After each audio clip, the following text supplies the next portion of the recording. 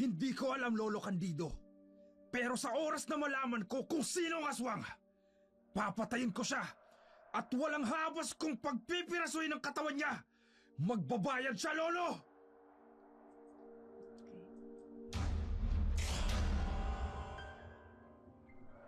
Ang mga katulad niyang manyakis ay hindi dapat nabubuhay sa mundo, ate. Isa siyang halimaw. Dinaig pa niya ang aswang na nambibiktima sa gabi ng mga mahihinang babaeng katulad natin.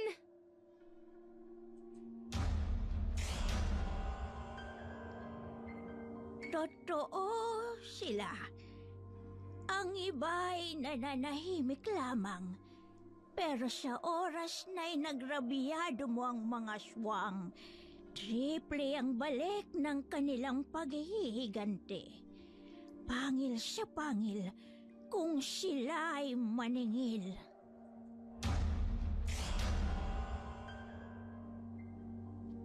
Ang mga katulad mong manyakis ay hindi dapat binibigyan ng karapatan na mabuhay sa mundong to.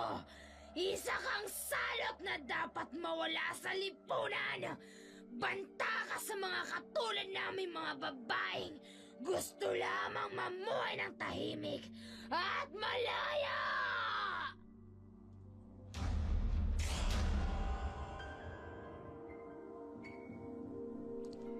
Isang mapagpalang araw po sa inyo, Dark Shadow. Itago niyo na lamang po ako sa pangalang Ygritte. Kagaya ng iba, meron din po akong isang lihim, isang kwento na matagal ko nang kinikimkim tungkol sa isang nilalang na kinatatakutan ng marami, ang aswang. Ang kwento ko pong ito ay nagsimula noong ako'y 19 anyos pa lamang.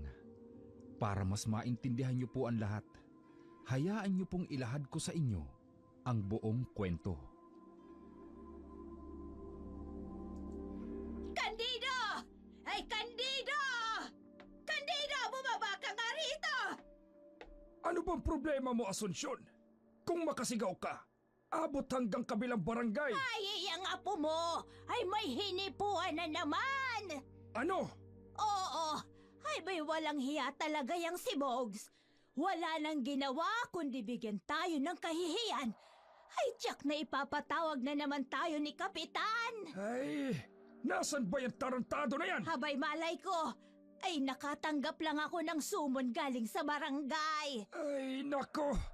Mamamatay ako sa altar presyon dahil sa batang yan. Kailan ba kasi yan kukunin ni Felicidad nang gumaan naman ang buhay natin? Ay, ewan ko. Ay, ba'y nakalimutan na yata. Candido, hindi ako haharap sa barangay. Bahala kang humarap kay Kapitan. Abay, sawang-sawa na ako. Palagi na lang tayong ipinatatawag sa barangay hall. Sakit ng ulo ng mag-asawang Asunsyon at Candido ang kanilang apong si Bogs. Teenager pa lamang ito nang iwan sa kanila ng kanilang anak na si Felicidad. Iniwan si Felicidad ng lalaking nakabuntis sa kanya, kaya napilitan siyang makipagsapalaran sa Maynila bago nagtungo sa Qatar. Habang lumalaki si Bogs, unti-unti na siyang nakikitaan ng hindi magagandang asal. Kahit anong disiplina ang gawin ng mag-asawang Asunsyon at Candido, tila hindi ito umepekto. Ilang beses na rin silang napapatawag sa barangay dahil sa iba't ibang reklamo ng pamboboso, pagsisimula ng gulo, riot, pagnanakaw at kung ano-ano pa. Hindi ka na ba talaga magtitino, Bogs? Hindi mo na ba kami bibigyan ng kahihiyan ng lola mo?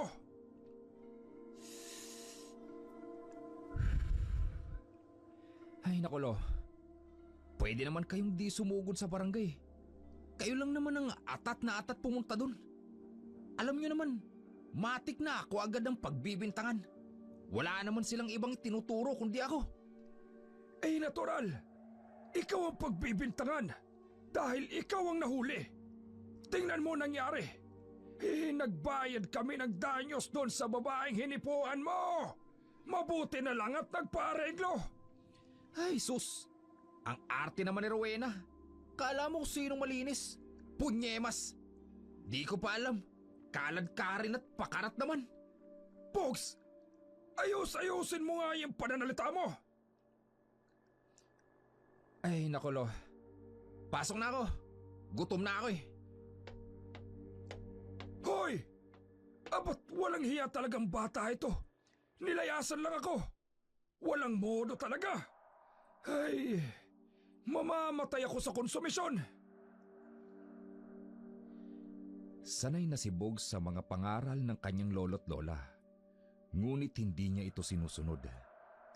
Isang araw, habang nakatambay si Bogs sa harap ng tindahan ng kanyang lola at umiinom ng soft drinks, biglang bumukas ang gate ng katapat nilang bahay. Agad na napatigil si Bogs sa pag-inom ng soft drinks. Nang lumabas ang isang dalagita. Nakasuot ito ng pink na pajama at puting t-shirt. Halatang bagong gising lamang. Hinagod ni Bogs ng tingin ang dalagita mula ulo hanggang paa. At isa lang ang nasabi niya sa sarili. Sexy ito. Mula sa magandang hubog ng katawan, matambok na pang-upo, hanggang sa malalaking dibdib na bakat. Kahit na maluwang ang suot nitong t-shirt, hindi maiwasan ni Bogs na titigan ito ng malagkit. Pagkaalis ng dalagita, agad siyang sinita ng kanyang lolang si Asuncion. Hoy, Bogs! Hay, nakita ko kung paano mo titigan si Zaya. Zaya palang pangalan ng babaeng yung lola? Oo. At huwag kang magkakamali na pakialaman ng batang yun. Abay kay bata-bata pa nun. 15 anyos lang. Kaya huwag kang magkakamali na bastusin. Eh, Diyos ko naman, Bogs. Magbago ka na. Lola, chill lang. Wala naman akong ginagawa eh. Kung makapagsalita naman to si Lola eh. Ang sakit sa dibdib ah. Eh, sa ngayon eh wala pa. Pero kilala kita, Bogs. Alam ko ang nilalaman niyang utak mo. Puro lang yan kamanyakan. Hindi naman kasi nakakapanghinayang na manyakin Lola eh. Nakita niyo ba yung hubog ng katawan? At kinis ng balat? Langya! Palong-palo! Ay, santisima ka talaga, Bogs! Sa oras na may gawin ka sa batang yun, ako mismo ang magre-report sa'yo sa mga pulis. Yun eh kung magpapahuli ako. Alis tutoy! Hoy, Bogs! Nakikinig ka ba? Ay, opo Lola. Nakikinig ako. Ay, ewan ko sa'yo. Papapasukin mo sa isang tenga mo yung sinasabi ko. Tapos, papalabasin mo naman sa kabila.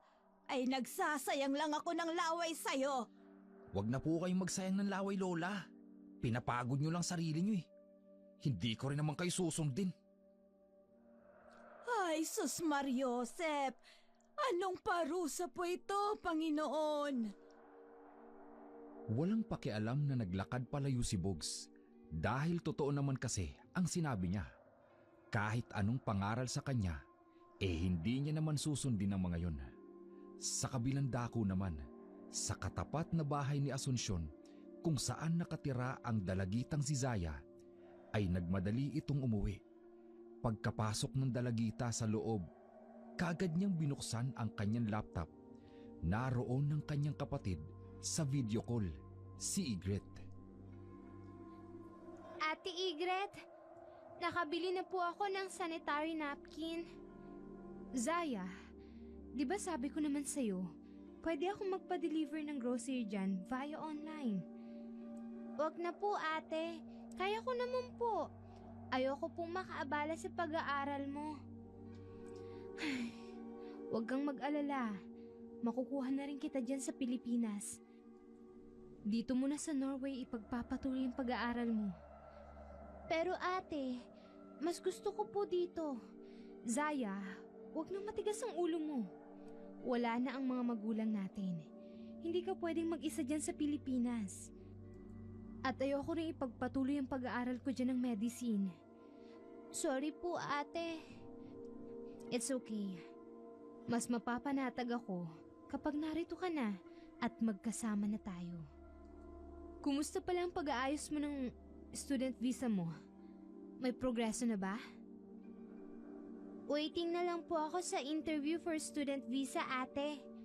Kumpleto ko naman po yung mga requirements ko. Okay, good. Padadalhan kita ng pera panggastos mo sa loob ng 1 buwan. Mag-iingat ka dyan, Zaya. Baka this summer nandito ka na sa Norway. Opo, ate. Sige na. Kailangan ko pa mag-review, may exams pa ako bukas. Bye, Zaya. Siguraduhin mong nakalak ang mga pinto at bintana, ha? Opo, ate. Palagi ko pong dino-double check.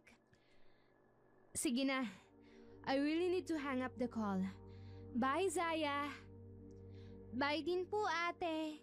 Ingat po kayo dyan. Nang maputol ang tawag, malungkot na isinara ni Zaya ang kanyang laptop. Kamamatay lamang ng kanilang mga magulang dahil sa isang aksidente. Umuwi ang kanyang kapatid para sa burol at libing. Ngunit agad din itong bumalik sa Norway, kung saan ito nag-aaral mula pa noong unang taon ng kolehiyo. Kaya naman, matapos ang pagkawala ng kanilang mga magulang, nagpasya ang kanyang ate na kunin na rin siya upang doon ipagpatuloy ang kanyang pag-aaral sa high school. Tutol naman si Zaya, ngunit wala siyang magagawa. Balak na rin kasing ibenta ng kanyang kapatid ang kanilang bahay upang tuluyan ng manirahan sa ibang bansa. Kinabukasan, maaga siyang nagising dahil maaga ang kanyang pasok. Paglabas niya ng gate upang mag-abang ng padyak na papuntang kanto, isang lalaking lumapit sa kanya. Nakasuot ito ng punit-punit na sando, may hikaw sa ilong at maraming tattoo sa braso at leeg. Si Bogs. Good morning, miss. Pasok ka na? Opo. Gusto mo hatid na kita? May motor ako. Wag na po. Salamat na lang. Huwag ka na mahiya. Magkapit-bahay lang naman tayo eh. Ako nga pala si Bogs. Ako naman po si Zaya. Huwag mo na akong pinupo. Nakakatandang pakinggan eh. Bogs na lang. Pasensya na, Kuya Bogs. Aalis na ako. May padyak na pong paparating eh. Sige, maiwan na kita. Para po. Sa kanto lang. Nak ng tinapa. Tinawag pa akong kuya. Ang ganda talaga ng batang to. Parang hindi 15 anyos. Punyemas. Ang kinis. Parang kamatis na namumula. May araw ka rin sa akin, Zaya. May araw ka rin. Abot-abot ang kaba ni Zaya nang makitang humahabol pa rin ang tingin sa kanya si Bogs. Kilala niya ang lalaki na basagolero, sanggano at manyakis. Marami na itong nabibiktima sa kanilang barangay, pero paragi pa rin siyang nakakalusot. Ngunit ng araw na yun ay hindi alam ni Zaya kung bakit nilapitan at kinausap siya nito na siya namang ikinabahala niya. Sa kabilang dako naman, muling kinausap ni Asunsyon ang apo tungkol kay Zaya. Ay, ikaw, Bogs. Hindi ka na talaga marunong makinig. Sinabi ko na sa'yong tigilan mo yung bata. Tapos, nakita kita kanina, nilapitan at kinausap mo pa. Ano namang masama ron, Lola? Alam kong likaw ng bituka mo, Bogs. Binabalaan kita. Itigil mo yung kamanyakan mo. Baka makatagpo ka ng katapat mo. Hay naku, Lola. Wala akong kinakatakutan. Kahit nga ang mga tanod ni Kapitan, walang binatpat sa akin. Sa ngayon wala pa, Bogs. Pero darating ang araw, kapag hindi ka tumigil, may kalalagyan ka talaga. Tama na nga, Lola. Puro ka dada. Ang sakit mo sa tenga. Bigyan mo na nga lang ako ng pera. Alam kong nagpadala na si nanay. Bogs, kailan ka ba talaga babalik sa pag-aaral mo? Abay nagpapakahirap ang ina mo sa Qatar para mapag-aral ka lang. Ayoko na nga mag-aaral. Kalokohan lang yan. Tsaka, andyan naman kayo. Tsaka si nanay. Isa pa, obligasyon niyo ako bilang apo at bilang anak niya. Ay Diyos ko, hindi ko na alam ang gagawin ko sa'yo, Bogs. Hindi ka naman namin pinalaking ganyan. Pero, bakit ang sama pa rin ang ugali mo? Wala ka nang magagawa pa, Lola. Ito na ako eh. Tama na nga ang drama. Bigyan mo na lang ako ng pera at may lakad pa kami ng tropa. Wala nang nagawa si Asunsyon kundi bigyan ng pera si Bogs. Alam niya na kapag hindi niya ito pinagbigyan, tiyak na magwawala na naman ito at ayaw niyang mapahiya pa sa kanilang mga kapitbahay. Ilang ulit na rin niyang pinagsabihan si Felicidad na tigilan na ang pagpapadala ng pera kay Bogs. Ngunit ayaw nitong pakinggan ang kanyang kapatid. Ang tanging tugon ni Felicidad ay yun na lamang ang paraan niya upang bumawi sa mga araw at panahong iniiwan niya si Bogs para makapagtrabaho sa Qatar. Ako ang naawa sa anak natin, Candido. Bakit naman? Ay, dahil winawaldas lamang ni Bogs ang perang pinaghihirapan niya. At kahit anong pakiusap ko na wag na siyang padalhan ng malaking halaga, ayaw pa rin niya akong pakinggan. Patuloy niya pa rin pinapadalhan si Bogs. Ay, wala tayong magagawa, Asunsyon. Kahit anong pigil natin kay Felicidad, ganoon pa rin ang ginagawa niya. Sana lang talaga huwag makatagpo ng aswang yang apo mo. Candido naman, katanda mo ng tao naniniwala ka pa sa aswang. Ay, Asunsyon, totoo ang aswang. Noong mga bata pa kami, doon sa Negros, yung kapitbahay namin, inaswang. Kaawa-awa nga.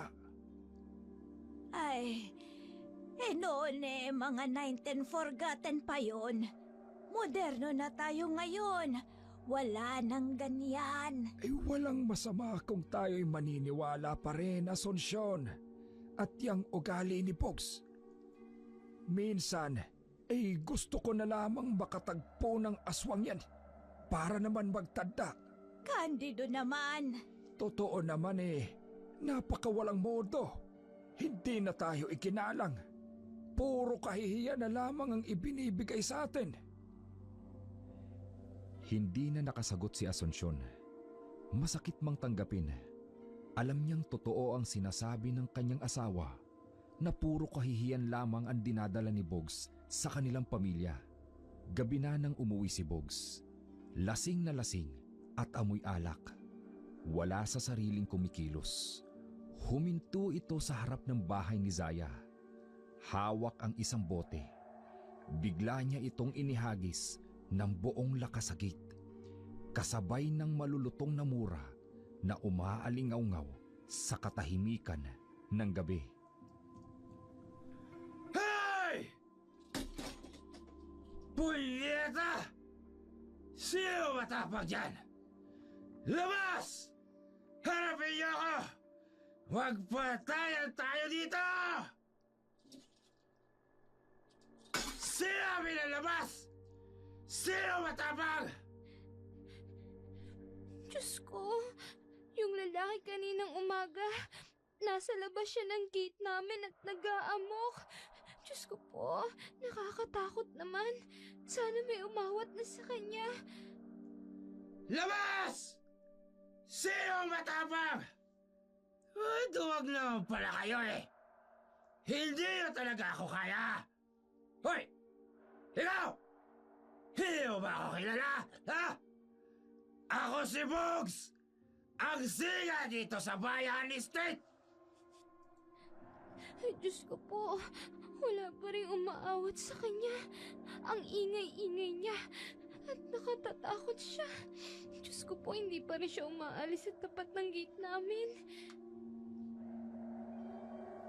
Uy, kilala ko ang gate na to ah.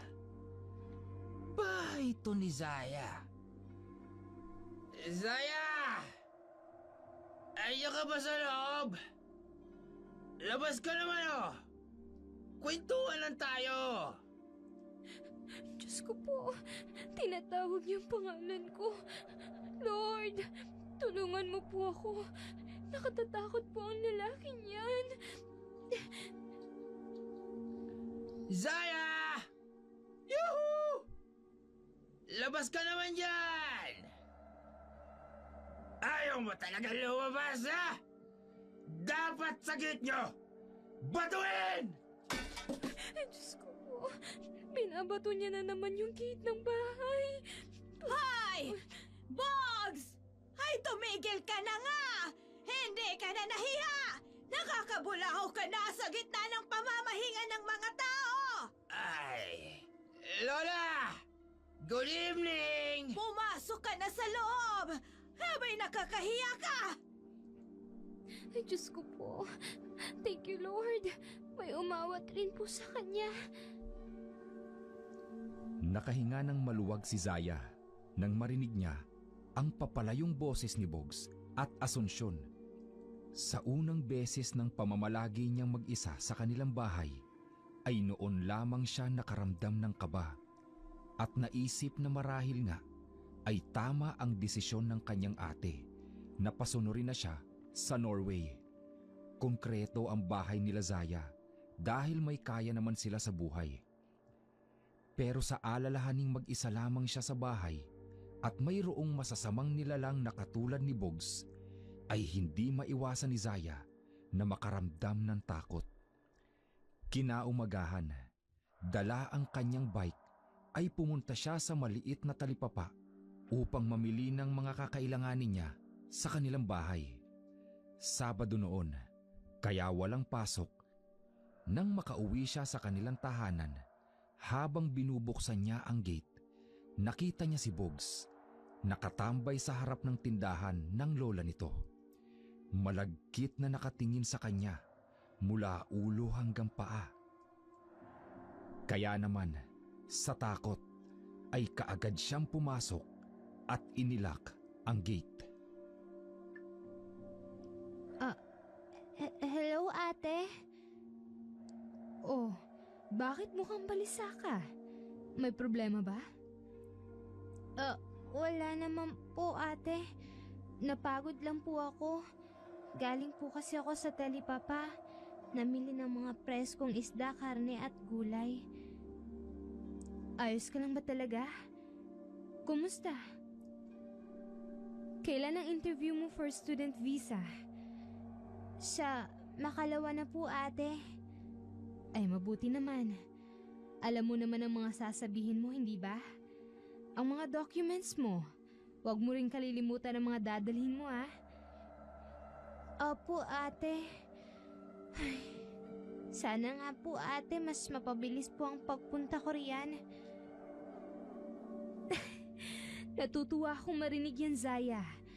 Pero, bakit biglaan naman yata ang pagbabago ng isip mo?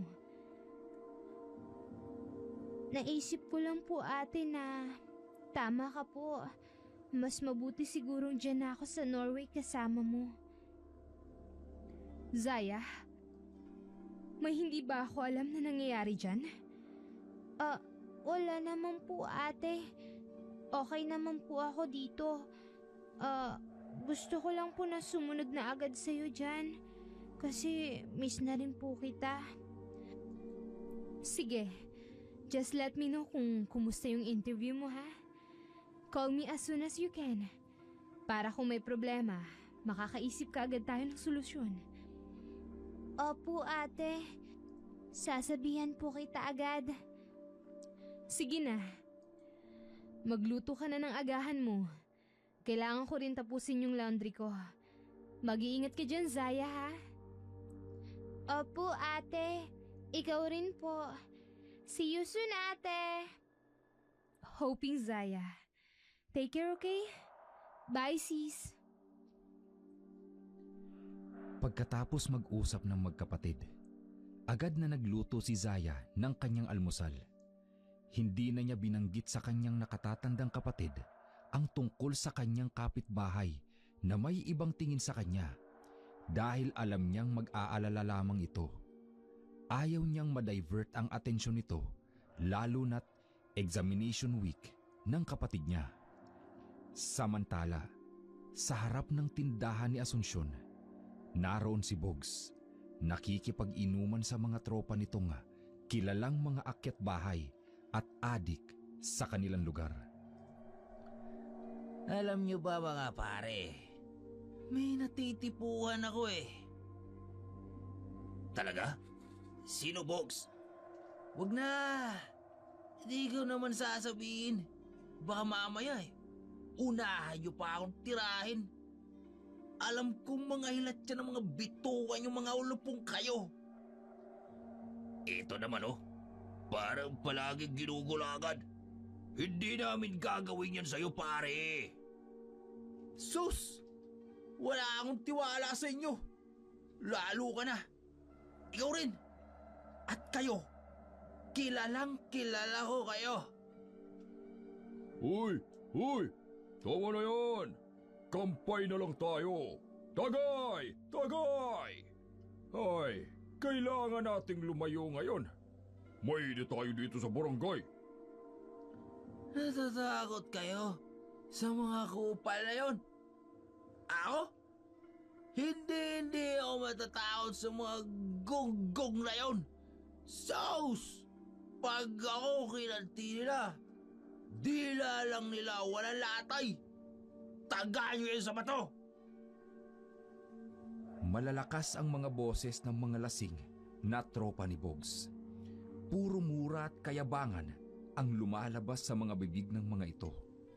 Sumapit ang dilim at muling nag-abang si Bogs. Naghihintay kung lalabas ba ng bahay si Zaya. Ngunit hindi ito lumabas na siyang ikinaiinis ni Bogs. Maya-maya pa, may nakita si Bogs na isang estudyanteng paparating. Dadaan ito sa madilim na parte ng kalsada kung saan pundido ang ilaw. Dahan-dahan itong sinundan ni Bogs. Nang makita niyang parang namamatyagan siya ng dalaga, agad niyang tinakpan ang bibig nito upang hindi makasigaw. Huwag ka nang magpumiglas! Nararamdaman mo ba ito nasa tagiliran mo? Ha? Kutsilyo to! Kapag sumigaw ka, gagawan ko ng gripo yung tagiliran mo! Huwag kang sisigaw, ha? Huwag kang sisigaw! Huwag kang magkakamali! Wag kang magkakamali. Sumama ka sa akin ng matiwasay. Nang hindi ko gawa ng gripo yung tagiliran mo.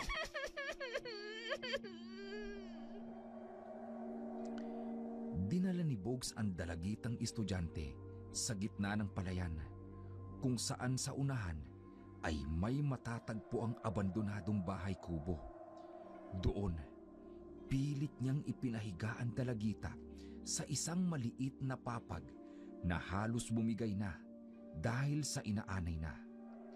Nagpupumiglas ang dalagita, kaya't inundayan niya ito ng suntok sa sikmura na naging dahilan ng matinding pagdaing ng dalagita sa sakit. Sinasabi ko na sa'yong huwag kang maingay eh. Ang tigas ng ulo mo. Ibigay mo na lang kasi sa akin ang gusto ko, ha? Ang ganda-ganda mo talaga. Hindi ka kasing ganda ng kapitbahay ko. Pero maganda ka pa rin. Oh, iisipin ko na lang. Ikaw siya. Jackpot ako ngayong gabi! Makakatikim ako ng fresh meat. Huwag ka na sabing maingay eh. Mabilis lang to. Promise.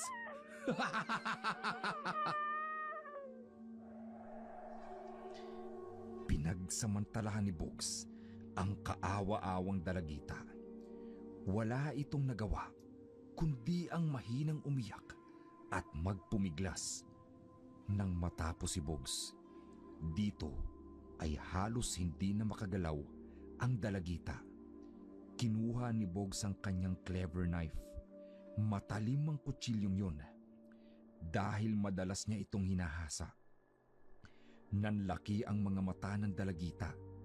Bago pa man ito makasigaw, ay inundayan na ni Bogs ng saksak ang dibdib nito at hindi pa siya nakontento. Pinalo niya pa ng bato ang ulo nito. Kinabukasan, nagkakagulo ang mga kamag-anak ng nawawalang estudyante. Ayon sa mga magulang nito, pumasok ito ng Sabado dahil sa isang makeup class, pero hindi na ito nakauwi. Yun ang eksenang naririnig ni Zaya. Diyos ko po, nawawala si Darlene. Pero katext ko pa lang siya kahapon ng umaga. Diyos ko, ano kayang nangyayari sa kanya? Zaya, may bibilhin ka ba? Oo po. Sinigang mix po sana at Oreo cookie. Ay nako, nakakatakot na talaga sa lugar natin. Noong nakaraang araw, may nawala ring dalaga. Ngayon, si Darlene.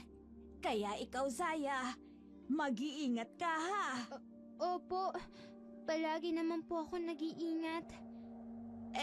Kailan ba darating ang kapatid mo? O kaya mga kamag-anak mo?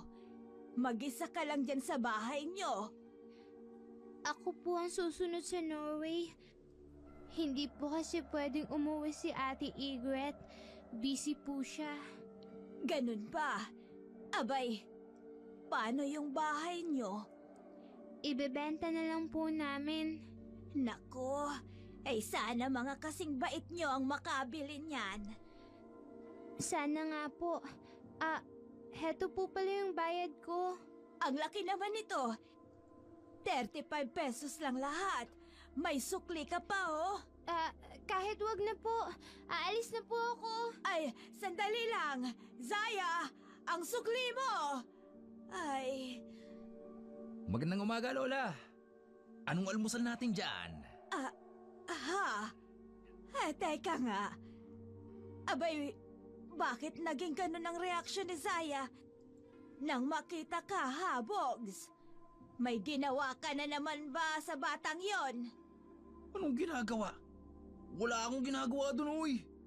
Malay ko ba kung bakit natakot yung makita ko? Oy, umayos ka, Bogs. Nawawala ang anak ni Merced na si Darlene. Abay, may kinalaman ka ba sa pagkawala niya? Siya nga pala, anong oras ka umuwi kagabi ha?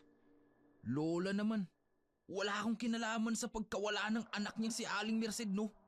At saka, maaga akong umuwi kagabi. Siguraduhin mo lang talaga, Bogs, na wala kang kinalaman. Dahil hahayaan talaga kitang mabulok sa kulungan.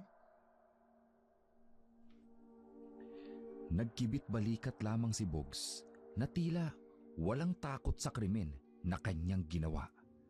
Samantala, nang araw na yun ay lumipad patungong Maynila si Zaya para sa kanyang interview sa kanyang application for student visa sa Norway. Nagstay lang siya ng isang gabi't isang araw sa Marriott Hotel at bumalik na rin sa kanilang barangay.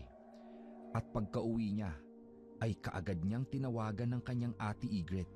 Sinubukan niya naman itong tawagan nang nasa Maynila siya, pero busy ito. Hello, ate? Oh, kumusta ang interview mo? Pasensya ka na ha. Hindi ko masagot ang tawag mo nung nasa Manila ka.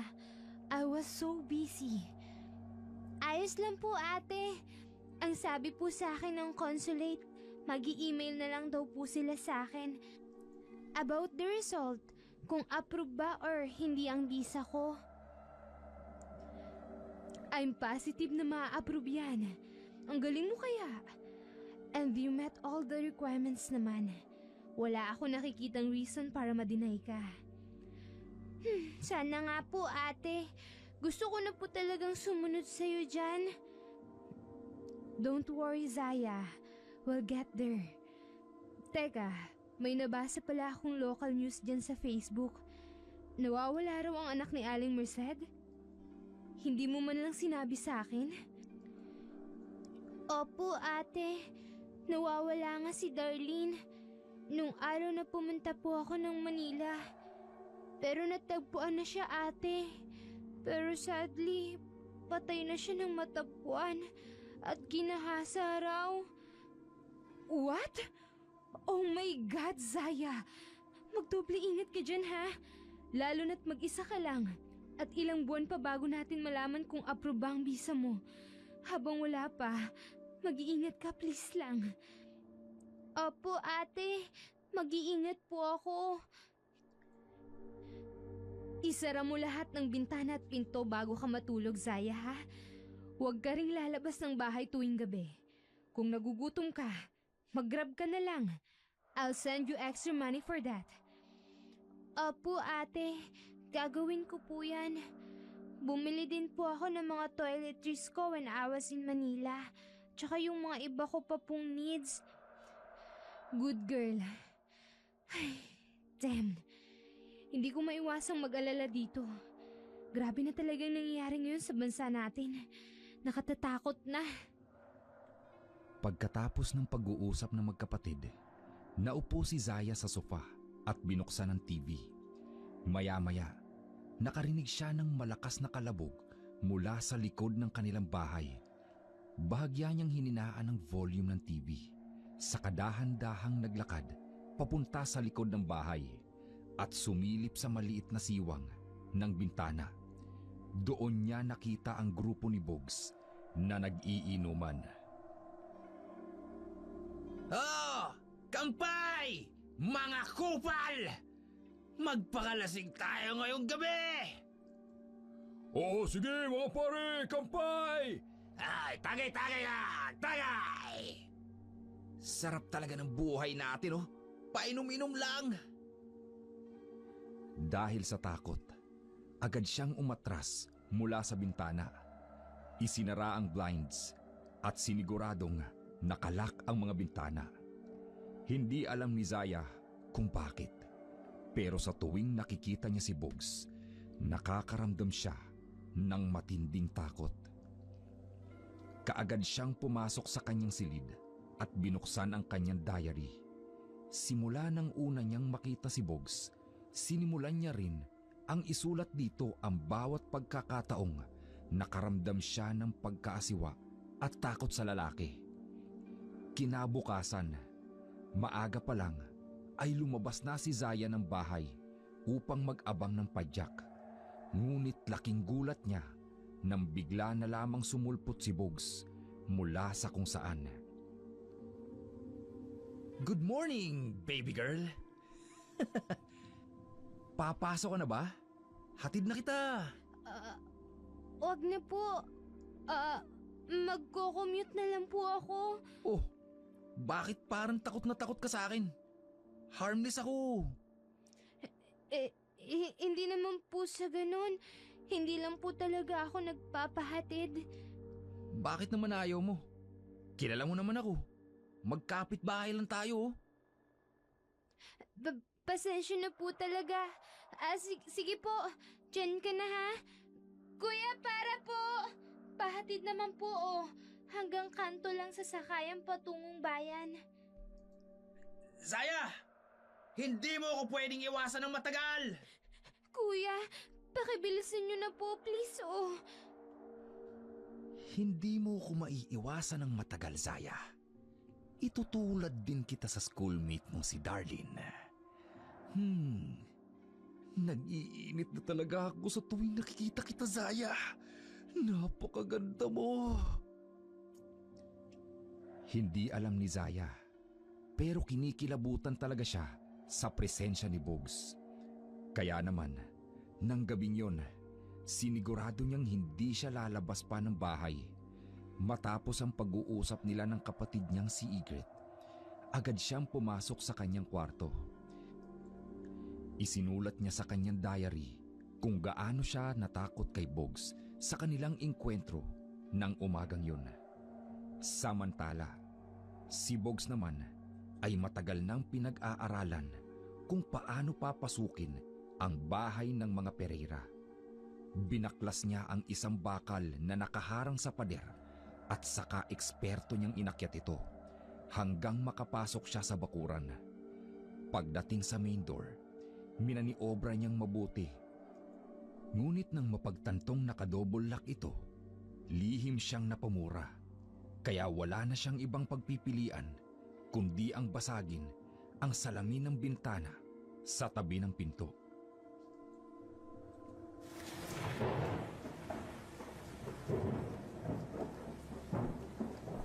Buwisit, matalino rin ang babaeng to. Talagang sinigurado niyang nakadouble ang pintuan niya. Pero walang makapipigil sa akin na pasukin kasi kahit saan ka magtago, hahanapin kita. Etong pa to. Babasagin kong bintana sa tabi ng main door para mabuksan kong double lock ng pintuan.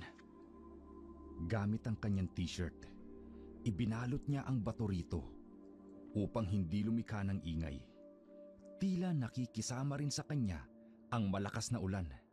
Nang hampasin niya ang bintana, sakto ang pagkulog at kidlat, kaya natabunan ang mahinang tunog ng pagkabasag ng salamin. Kaagad niyang nabuksan ang double lock ng pinto at tuluyan ang nakapasok sa loob ng bahay. Agad niyang hinanap ang silid ni Zaya. At doon niya natagpuan ang malaanghel na si Zaya na natutulog sa kama nito.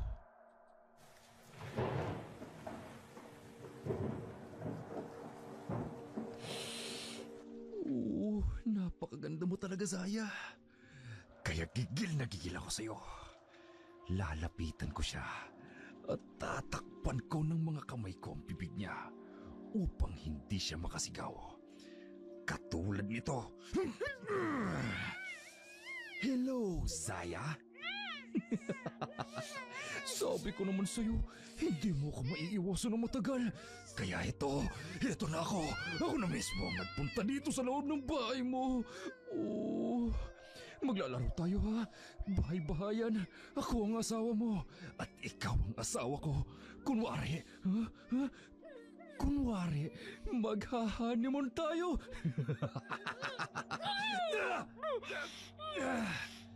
Walang hiya ka! Sinipa mo ko!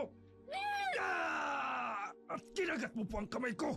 Buwisit ka talagang babae ka! Tatakbo ako! Zaya! Akala mo matatakasan mo ako? Ha? Magtago ka na! Dahil sa oras na mahanap kita, pagsasawaan talaga kitang maldita ka! Kaagad na tumakbo si Zaya sa pinakasulok ng kanilang bahay. Balak niya sanang lumabas at humingi ng tulong. Pero bumabagyo at tiyak na mas mahahabol siya ni Bugs kung tatakbo siya sa labas. Kaya kinuha niya ang kanyang cellphone at dinayal ang emergency contact sa kanilang barangay. Pero walang sumasagot. Kaya naman nag-send siya ng text na mayroong taong pumasok sa kanyang bahay. Ngunit bago pa man niya matype ang pangalan ni Bugs, ay narinig niya ang mga yabag nitong papalapit sa kanya. Kaya naman, wala sa sarili niyang naisend ang text message kahit naputol yun. Zaya! Yoo! Nasaan ka na? Zaya! Huwag ka nang magtago! Alam mo namang mahanap rin kita! Zaya! Lord, tulungan niyo po ako. Huwag niyo po akong hayaang makita dito sa pinagtataguan ko. Zaya! Zaya! Lumabas ka na! Bilis na! Magagalit na ako! Diyos ko po, papalapit na siya dito sa kinaroroonan ko. Sabi nang huwag ka na magtago eh! Kapag ako magalit, sisirain kong lahat ng mga gamit nyo dito sa bahay! Lumabas ka na!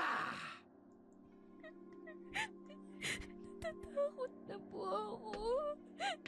Sana po may tumulong sa akin. Nakakatakot siya. Para siyang aswang. Bungag na bungag siya sa droga. Bibilang ako ng 4, Zaya! Kapag hindi ka lumabas, pagbababasagin ko lahat ng mga gamit nyo rito! Labas na! Diyos ko po. 1, 2, 3! Ayaw mo talagang lumabas? Malapit. Nagpapalapit na siya dito sa akin. Yoo!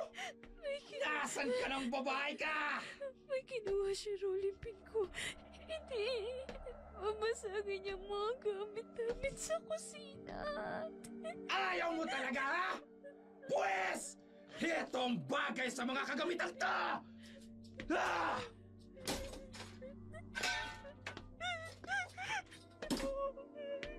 Apat! 5! Hindi ka talaga lalabas? Pwes! Hahalungkatin ko ang bawat sulok ng bahay na ito!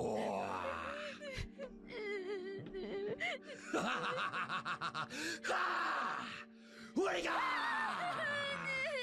Hindi! Halika Lumayo dito! ka sa akin! Pinahirapan mo pa ako, maldita ka!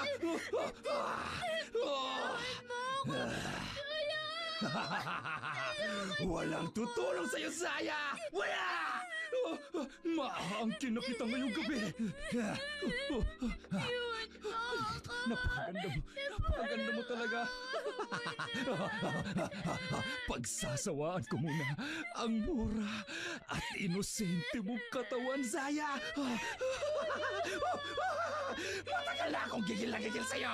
Sa wakas, magigayaki ka rin! Nilamon ng malakas na kulog, kidlat at buhos ng ulan ang bawat sigaw ng paghingi ng tulong ni Zaya. Samantalang si Bogs naman ay malademonyong ngumisi habang pinagmamasdan ang walang kalaban-labang dalagita. Sa mga sandaling yon, nagtagumpay si Bogs sa kanyang maitim na balak kay Zaya.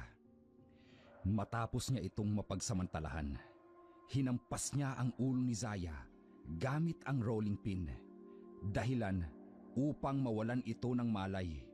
Balak na sana niyang saksakin si Zaya nang bigla siyang makarinig ng mga taong paparating. Sinisigaw ang pangalan ng dalagita. Zaya! Naririto ka ba? Natanggap namin ang text mo. Humihingi ka ng tulong. Zaya? Zaya! Zaya, asan ka? Zaya, mga tanod kami ng barangay! Walang hiya. Humingi pala ng tulong ang malditang to. Hindi. Kailangan ko nang makaalis dito bago pa nila ako mahuli. Buisit. Hindi nila dapat ako mahuli. Hindi dapat. Doon lamang napagtanto ni Bogs na nakahingi pala ng tulong si Zaya. Dahil sa inis at pagkataranta, kaagad siyang tumakbo palabas ng bahay ng mga Pereira. Hindi na naisip na tapusin ang buhay ng dalagita. Kinabukasan, pumutok ang balita tungkol sa nangyari kay Zaya. Kaagad ding may kumontak sa kapatid nitong si Igret upang ipaalam ang nangyari sa kapatid nito. Samantala, sa bahay nila Asunsyon, kaagad na sinita ni Asunsyon si Bogs. Hoy! Bogs! Bogs! Ay, Bumangon ka nga riyan! Bangon sabi, Bogs! ano ba, Lola? Ano ba problema mo? Ang aga-agi. Abay, walang hiya ka? Anong ginawa mo kay Zaya, ha? Ha? Huwag ka na ngang magmaang-maangan pa. Ikaw ang nanloob sa bahay nila kagabi, no? At gumahasa sa pobreng dalagita. Wala akong alam sa sinasabi mo, Lola. Ikita nyo naman, oh. Andito ako sa kwarto. Aray! Aray ko naman, Lola. Bakit mo ako sinampal? Nagsisinungaling ka pa. Ano tong mga kalmot mo sa braso? Itong mga hibla ng buhok sa damit mo. Madre de Dios, Bogs! Anong gagawin mo, ha? Ihahabla mo ako? Sige, subukan mo. Ha? Subukan mo, Lola. Susunugin ko ang bahay na to para pareho tayong pupulutin sa wala. Walang iyak ka talaga, Bogs! Lola? Ano nangyayari sa'yo? Hindi ako makahinga. Tulong. Tulungan mo ako. Alam mo, Lola, kawawa ka sa ani. Kaya lang, kapag niligtas kita, sigurado kong sasabihin mo sa mga pulis na ako may gawa ng panggagahasa kay Zaya. Kaya, wag na lang. Mas mabuting mamanghinga ka na. Total naman matanda ka na rin naman. Bogs, tulong. Parang awa mo na. Ayan, natumba na siya. Ngayon, aarte na ako na parang ulirang apo. Lolo! Lolo! Tulong! Lolo, tulong! Si Lola! Tulong, Lolo!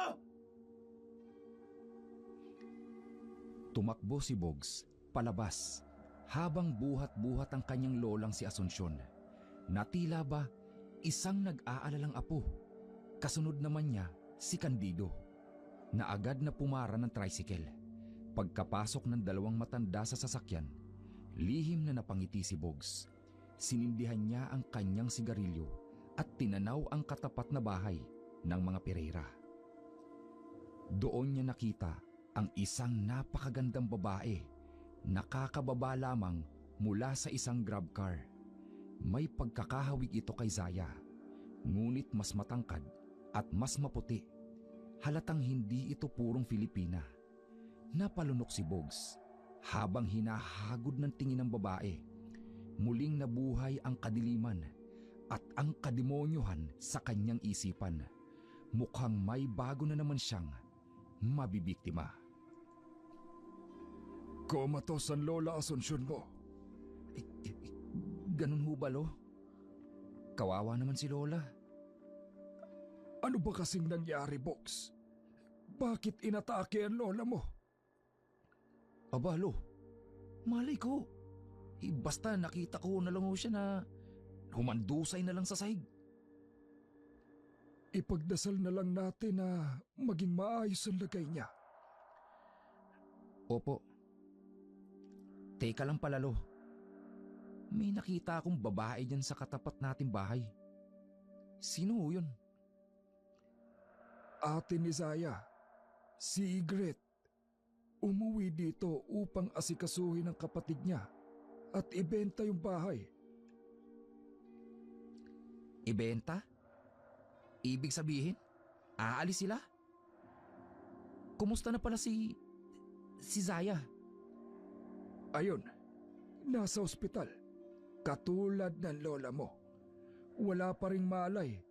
Hinampas daw kasi sa ulo nung gumahasa. Ay, grabe na talaga nangyayaring krimen dito sa lugar natin. Ganun ho ba? Pues, Igret, bago kayo tuluyang umalis dito sa barangay natin, kailangan matikman muna kita. Iyon ay kung makaaalis ka pa nga dito. Patuloy ang maitim na balak ni Bogs laban sa nakatatandang kapatid ni Zaya. Tila ba wala na itong konsensya sa lahat ng kanyang mga ginagawa. Samantala, si Igret naman ay abala sa pag-aayos ng mga gamit ng kanyang kapatid. Sa kalagitnaan ng pag-aayos, nakuha niya ang diary nito. Alam niyang mali, pero tila may kung anong nagtulak sa kanya upang basahin ito.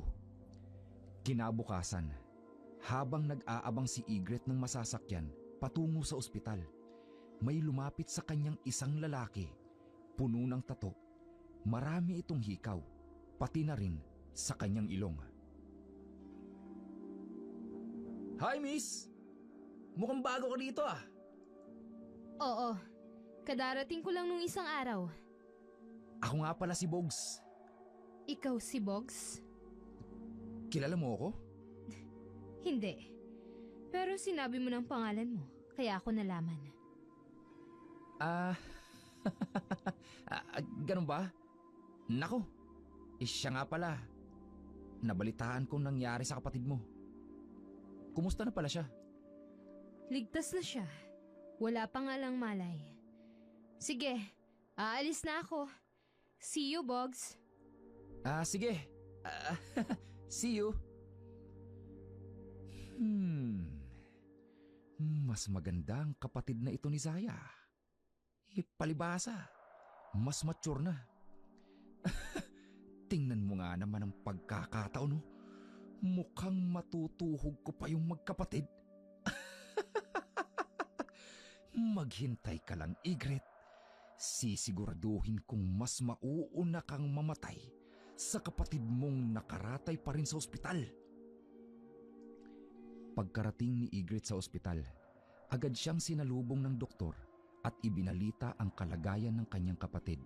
Stable na raw ang lagay ni Zaya at hinihintay na lamang na magkamalay. Labis-labis ang naging saya ni Ygritte sa narinig. Binantayan muna niya si Zaya ng ilang sandali bago muling umuwi upang asikasuhin ang kanilang mga gamit. Natanggap na rin niya ang email na aprobado na ang visa ng kanyang kapatid. Kaya kapag nagising na ito, agad nilang aayusin ang paglipad patungo ng Norway. Pero bago ang lahat, sisiguraduhin muna ni Ygritte na pagbabayaran ng walang hiyang gumawa ng katarantaduhan sa kanyang kapatid ang lahat ng kasalanan nito. Magandang hapon po. Magandang hapon naman. May bibilhin ka ba ha, Iha? Isang dishwashing liquid po. Ikaw bang nakatatandang kapatid ni Zaya, hindi ba? Ako nga po. Madalas niyo po bang nakakausap ang kapatid ko? Nako. Hindi. Madalang lamang. Pero ang asawa kong si Asuncion minsan nakakausap ni Zaya. Pwede ko ho ba siyang makausap? Yung asawa niyo po. Walang asawa ko rito, Iha. Nasaan po? Nasa ospital. Inatake kasi ng sakit niya sa puso. Comatose rin siya. Ganun ho ba? Pareho po pala sila ng kapatid ko. Oo. Nakalulungkot nga. Ipinagdarasal ko nga na sana magising na silang pareho. Ako rin po. Magkano po pala ang dishwashing liquid? Nakalimutan ko na tuloy sa dami ng tanong ko. 20 pesos lang, Iha. Hindi alam ni Ygritte at Candido na lihim na nakikinig sa kanilang pag-uusap si Bogs mula sa gilid ng tindahan. Lihim na napamura si Bogs. Alam niyang sa oras na magising ang kanyang lola at si Zaya ay tiyak na may kalalagyan siya. Pinagmasdan niya ang magandang anyo ni Ygritte at lihim na napangiti. Sa isip niya, bago pa man magising ang dalawang taong nakakaalam ng kanyang lihim, kailangang mahulog muna sa bitag niya ang napakagandang babae. Nang hapong ding yun, muling nag-inuman si Bogs at ang mga kaibigan nitong sanggano at sabay-sabay silang napalingon nang bumukas ang gate sa bahay ng mga Pereira at lumabas doon ang napakagandang si Ygritte bago sumakay sa grab car. Alam niyo ba mga pare, yang si Ygritte Pereira, magiging akin yan. Bilangin niyong mga araw at sisiguraduhin kong magiging akin yan. Ay, sus! Ang hambog mo, Bogs! Sa ganda noon, papatulan ka. Hindi lang yon sa ibang bansa nag-aaral. Hindi ka obra doon, oy! Ba't kupal ka? Ano akala mo sa akin? Mahina? Hoy! Tigasin to, Dre! Ay, tingnan natin kung hanggang saan naabot yung yabang mo. Puro kaebats! Langya talaga. Nahihina kayo sa akin. Itong tanda nyo, mga chong, wala pang isang linggo. Babagsak sa mga palad ko ang babaeng yon. Tagay na lang tayo mga dre! Mukhang matindi na ang tama ng kupal na ito eh! Yumayabang na naman! Ulats naman! Nagtawanan ang mga barkada ni Bugs. Bagay na ikinaiinis naman niya. Wala kasing kaalam-alam ang mga ito sa mga krimeng ginawa niya. Ayaw niyang may makaalam, lalo na't kapag nakasinghot na ng droga ang mga barkada niya, ay nawawalan ang mga ito ng kontrol sa kanilang mga sinasabi. Hating gabi na nang matapos ang inuman nila. Ang iba sa barkada niya ay umuwi na, habang ang iba naman ay nakatulog na sa kalasingan.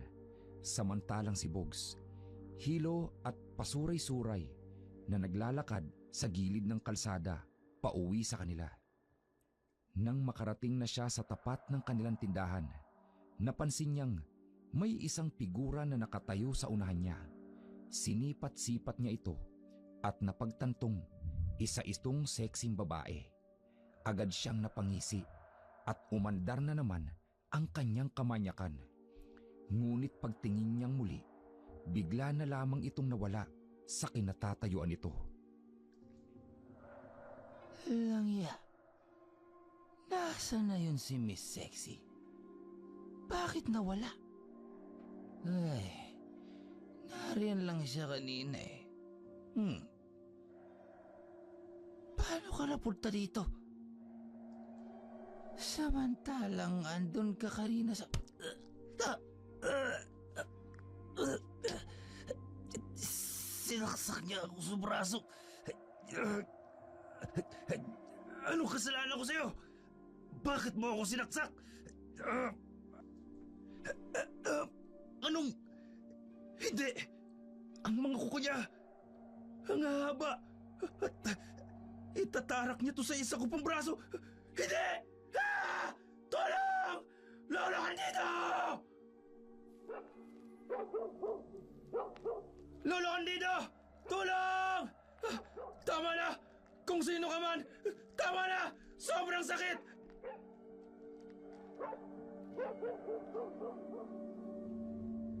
Sumisigaw si Bugs dahil sa sobrang sakit, dulot ng pagkakasaksak sa kanya ng babae. Hindi niya makita ang mukha nito dahil sa suot nitong itim na face mask at madilim din ang paligid. Ngunit kitang-kita niya ang galit sa mga mata nitong punong-puno ng puot. Maya-maya, narinig niya ang pagtawag sa pangalan niya ni Candido. Agad na umalis ang babae. Bumulagta si Bugs sa kalsada na ikinabigla ni Candido. Agad siyang tinulungan nito at dinala sa loob ng kanilang bahay, puno ng pag-aalala at mga tanong. Ay, Diyos ko! Ano ba nangyari sa'yo, Bugs? May nakaaway ka ba? Ang lalim ng mga sugat at saksak mo. At itong kabilang braso mo, marka ng mga kuko ito ah. Hindi ko alam, Lo. Basta may nakita akong babae. Tapos nawala siya. Namalayan ko na lang. Nasa gilid ko na siya. At bigla niya ako sinaksak sa braso. At itinarak niyang mahaba niyang kuko sa aking braso. Sandali lamang. Kukuha ko ng gamot. Gagamutin ko ang mga sugat mo. At dito ka lang ha. Papalik agad ako. Bilisan mo, Lo. Ang sakit-sakit ng mga sugat ko. Oo, sandali lang. Natataranta na ako eh. Bilisan mo, Lo. Sobrang sakit talaga. Kailangan malinisan to para hindi ma-impeksyon. Oo na nga. Diyos ko, ano pang gagawin ko? Bakit nagsabay-sabay na naman ang pangyayari dito sa bahay namin? Kaagad na ginamot ni Candido si Bugs. Ngunit panay ang reklamo nito dahil sa sakit na dulot ng mga sugat. Kinabukasan, napasigaw si Bogs nang makita ang maraming dugo sa kanyang higaan. Agad siyang dinaluhan ni Candido at nagpasya itong dalhin siya sa ospital. Kagad namang nilapatan ng lunas ang mga sugat ni Bogs at pinauwi rin siya nang sumapit ang gabi. Pumunta si Candido sa ospital upang magbantay sa asawa niyang si Asuncion. Dahilan upang maiwang mag-isa si Bogs sa kanilang bahay. Rico, pakshit naman oh. Ang sakit talaga. Kung sino ka mang babae ka, hahanapin talaga kita at papatayin kita. Leche, bakit may narinig akong parang bumagsak sa bubong namin? May kalabog ka. Makalabas nga.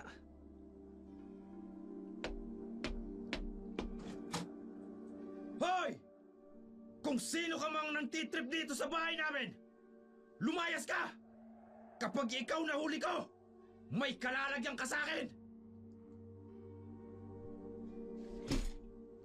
Abat, Talagang matigas ang bungo mo, ha? Hindi ka ba titigil? Lumabas ka dyan sa pinagtataguan mo! Magtuos tayo, punyemas ka! walang lumalabas na tao ah. At ako rin lang ang mag-isa dito sa kalsada. Nasaan ang mga tao? Karaniwan naman pag ganitong oras, marami nakatambay dito sa labas. Walang hiya.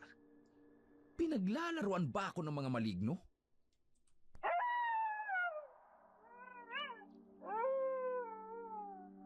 Pakshit! Biglang umalulong ang mga aso. Biglang nagtayuan ang mga balahibo ko ah. Eh nako, makapasok na nga sa loob ng bahay. Anong klaseng nilalang to sumulpot sa harapan ko?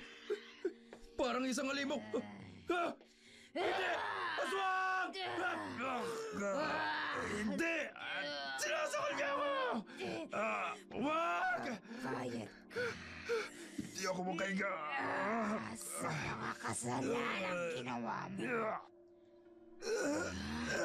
Uunti-untiin kita hanggang sa mamatay ka! Tulog! Tama na! Hindi ako makahinga!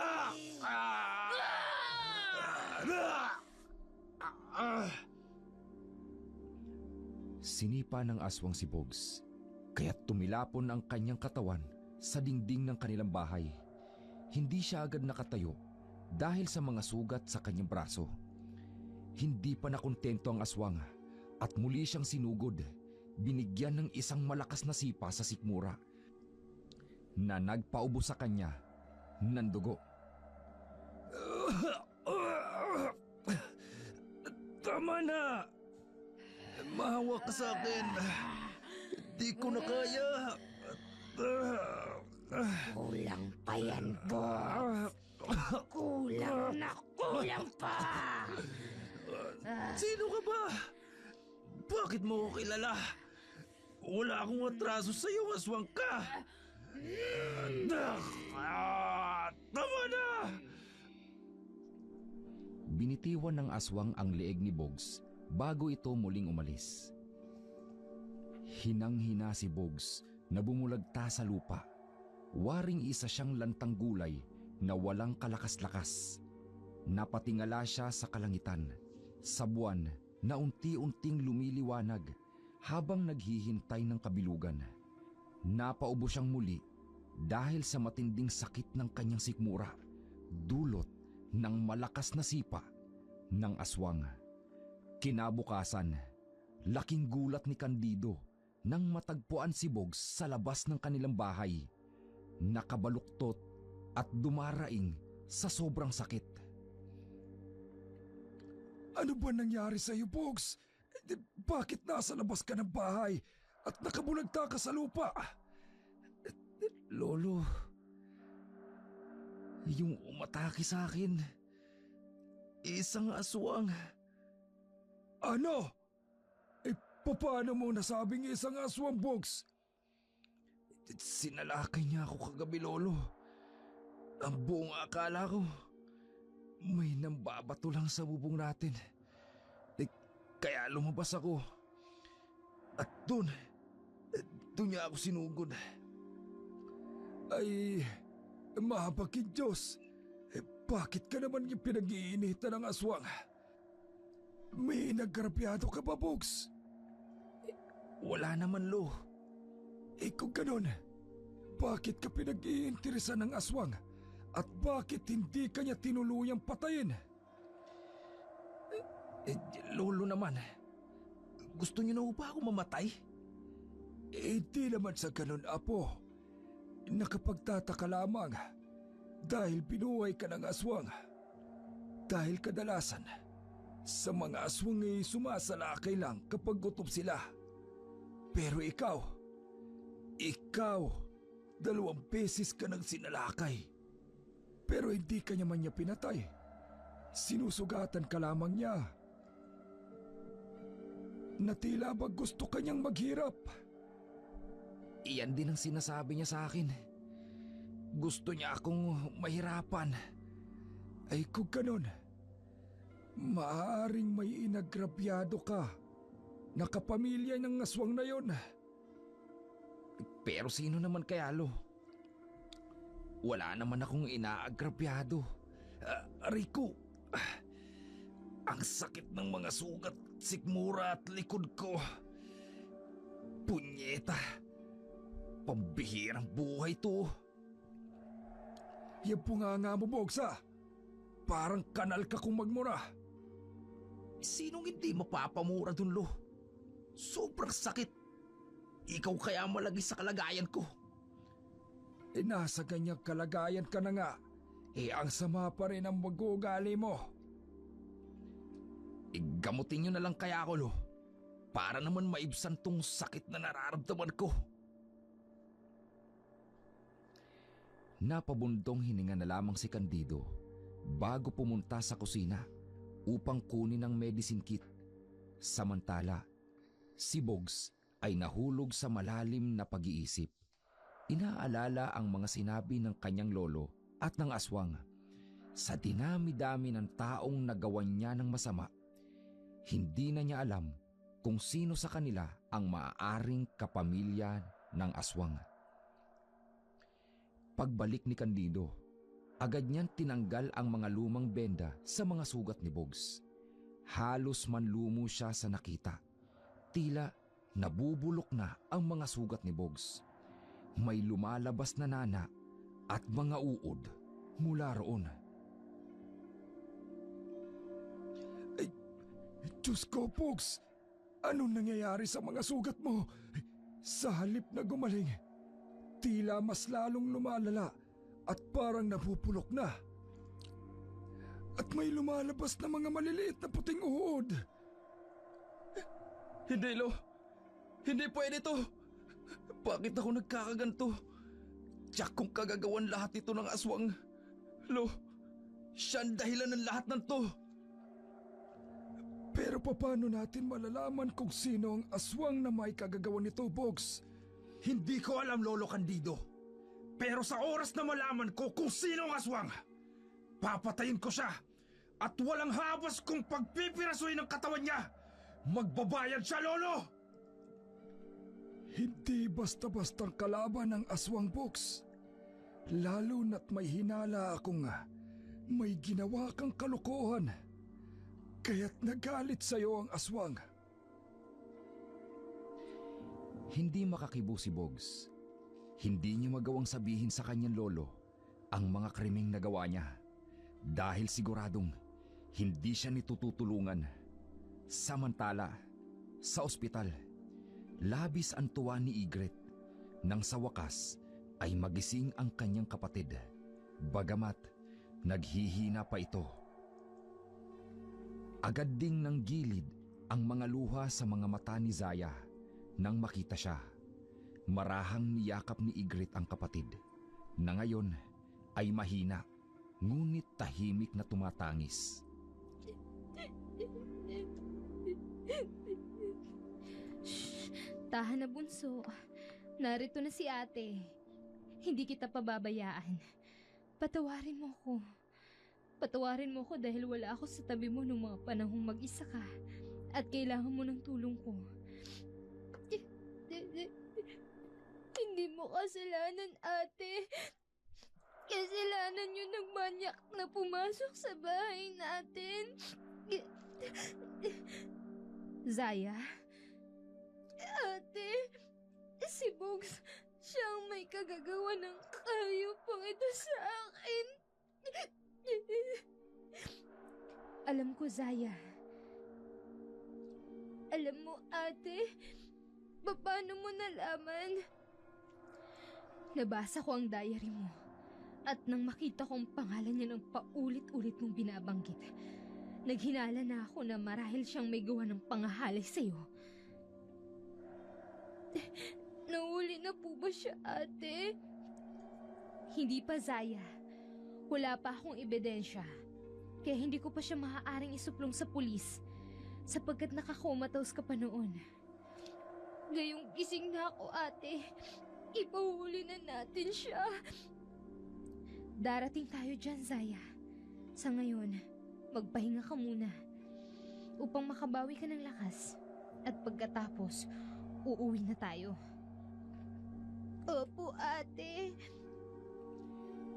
Inalagaan ni Ygritte ang kanyang kapatid at matapos ang ilang pagsusuri, ay pinayagan na rin itong ma-discharge ng doktor. Tuluyan nang umuwi ang magkapatid sa kanilang bahay. Mahigpit na ipinagbili ni Ygritte sa kanyang kapatid na wag itong lalabas ng bahay at ipinangako niya na siya na ang bahala kay Bugs. Samantala, sa bahay nila Candido, namimilipit sa sakit si Bugs. Unti-unti na ring bumabagsak ang kanyang katawan at lakas. Waring hinihigop ng kanyang mga nabubulok na sugat. Ang sakit. Ang sakit ng buo kong katawan. Tulong! Bugs, maghahanap ako ng albularyo upang gamutin ka. Hindi na maganda ang lagay mo. Kahit anong gamot ang ibigay sa'yo ng doktor, hindi na umiepekto. Tulungan mo ko. Para na akong mamamatay sa sakit. Maghahanap ako ng albularyo, Bugs. Kumapit ka lang, apo. Gagaling ka rin. Sobrang sakit na. Diyos ko, alin pa ang uunahin ko? Si Asuncion na kailangan din ako sa ospital. O si Bugs na hindi ko alam kung anong kababalaghanan nangyayari. Saan ako maghahanap ng albularyo nito? Litong-lito si Candido kung anong dapat niyang gawin. Hindi niya kayang tiisin ang apo niyang namimilipit sa sakit at kirot at halos mawalan na rin ito ng lakas. Natatakot siyang tuluyang mamatay si Bugs. Kaya kahit katanghali ang tapat, nagpasya siyang humanap ng albularyo. Sa kabutihang palad, may nakapagturo sa kanya na may isang albularyo raw sa Barrio Cueva. Agad niya itong pinuntahan upang humingi ng tulong. Shoo! Ay, tumigil kayo sa tahol! Kayo ho ba si Pasig? Iyong albularyo? Ako nga. Ano bang may paglilingkod sa'yo? At ano nga palang pangalan mo? Ako si Candido. Taga-kabilang barangay ako. May nakapagsabi kasi sa akin na marunong ka raw manggamot. Oo. Halika at maupo ka muna dito sa lilim ng puno ng kamatsili. Salamat. Gusto mo ba ng kape o ng tsa? Tubig na lamang. Sige, ikukuha kita. Maiwan muna kita rito. Tumango si Candido sa matandang si Pasing na dahan-dahang naglakad gamit ang kanyang tungkod. Bawat hakbang ay may bahid ng katandaan. Patungo ito sa isang maliit at payak na bahay na bagaman simple ay kapansin-pansing malinis at maayos. Sa paligid, isang nakakapanatag na katahimikan ang bumabalot. Tanging ang huni ng mga ibon at ang paminsan-minsan tahol ng mga aso ang pumupuno sa hangin. Makalipas ang ilang sandali, bumalik si Pasing. Hawak ang isang basong tubig, habang ang mahihinang yabag nito ay halos hindi marinig sa damuhan. Narito na ang baso ng tubig. Maraming salamat. Sabihin mo sa akin, anong tulong ang kailangan mo? Yung apo ko kasi, isang gabi, umuwi sa bahay. May mga sugat. Ang isa'y galing sa isang kutsilyo. Ang isa naman tila galing sa mga mahahaba't matutulis na kuko.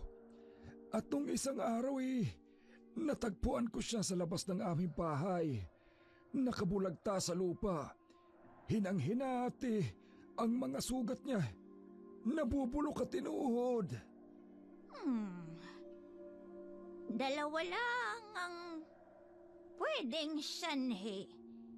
Maaring kinulam ang apo mo o maaring likha yun ng isang aswang. Ang tanong bakit hindi pinatay ng aswang ang apo mo? Siguro meron siyang atraso para pahirapan siya ng ganito. Iyon nga rin ang pilit kong tinatanong sa kanya. Pero sabi niya wala naman daw. Ganon ba? Kami ba ay matutulungan mo? Susubukan ko. Makakapagbigay ako ng halamang gamot para sa kanyang sugat. Pero titingnan ko muna ang kanyang kalagayan kung gaano na ito kalala. Kung ganon, sumama ka sa akin sa kabilang barangay. Mag-aarkila na lang ulit ako ng habal-habal papunta ron. O siya, sige. At isasara ko lang ang aking bahay kubo at pakakainin ang aso ko. Hintayin mo ako dito. Mabilis lang ako. Sige.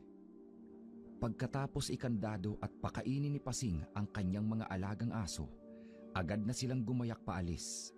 Tulad ng sinabi ni Candido, umarkila nga ito ng habal-habal na masasakyan nila patungo sa kabilang barangay kung saan siya nakatira. Pagkarating nila sa tahanan ni Candido, nadatnan nila si Bogs na nanginginig. Tumitirik na ang mga mata at may sobrang taas na lagnat. Agad na nataranta si Candido habang si Pasing naman ay dali-daling lumapit kay Bogs at sinalat ang pulso nito.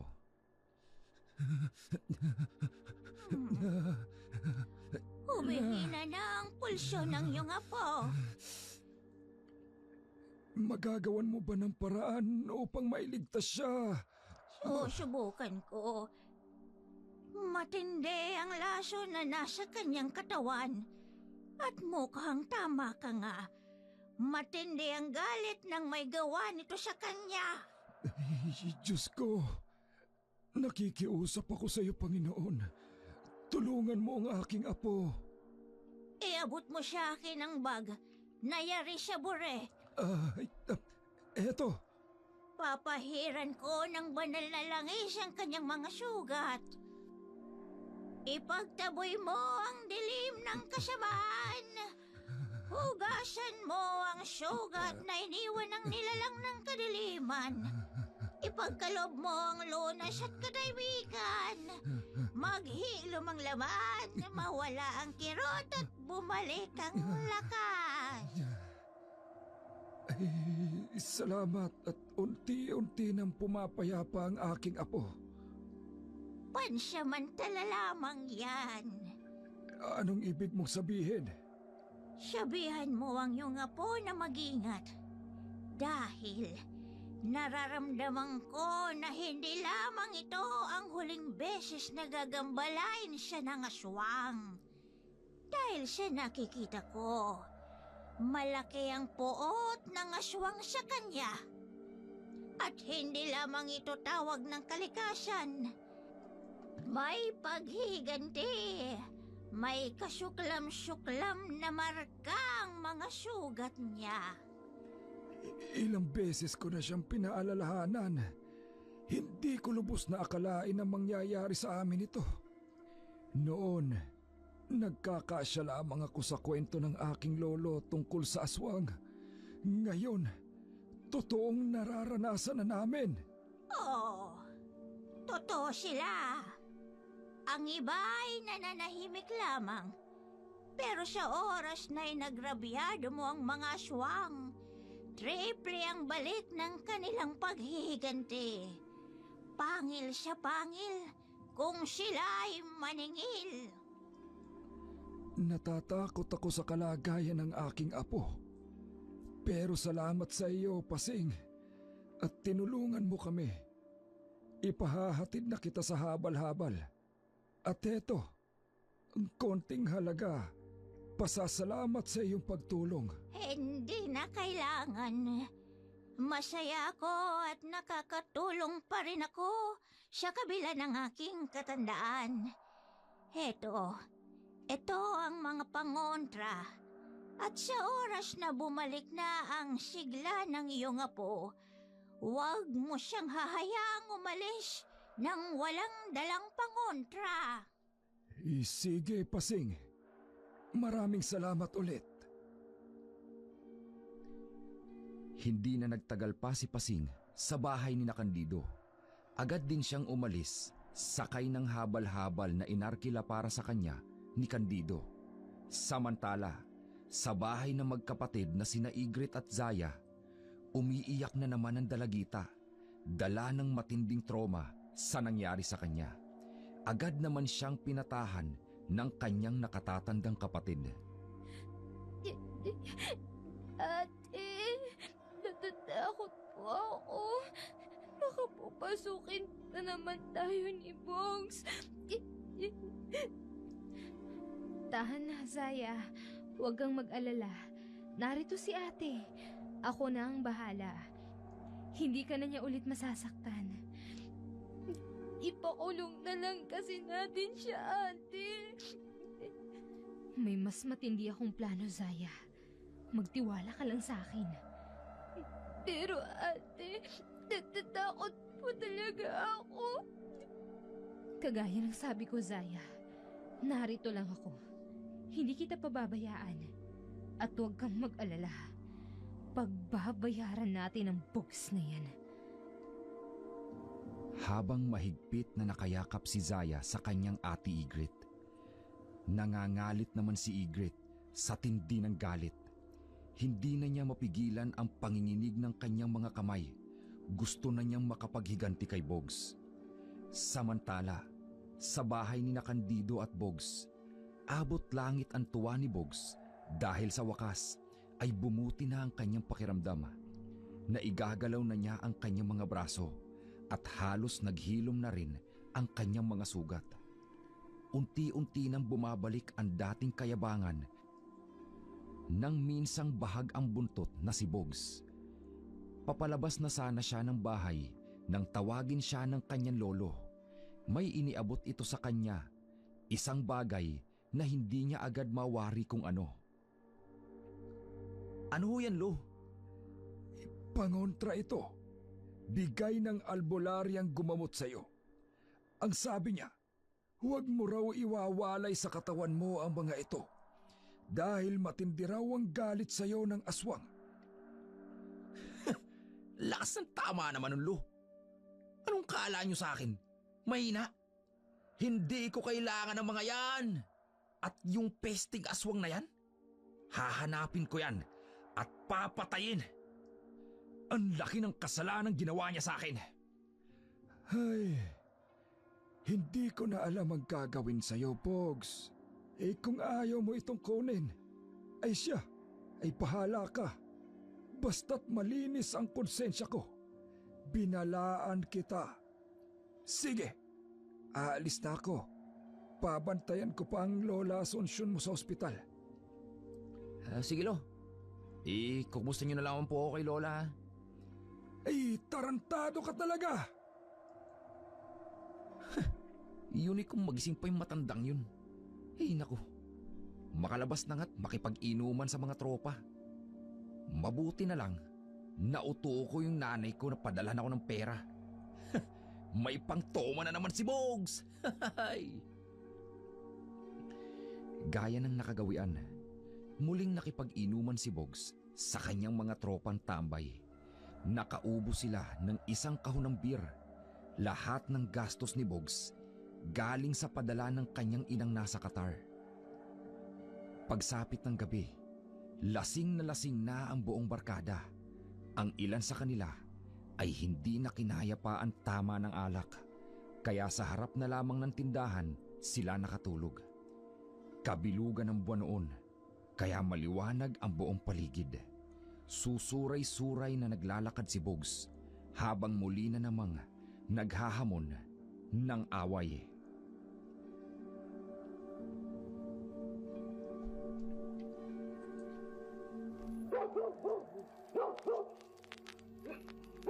Hoy!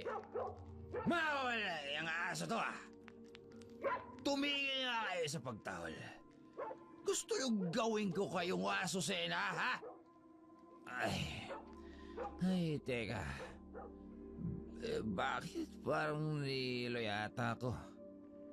Hindi pa naman ako lasing.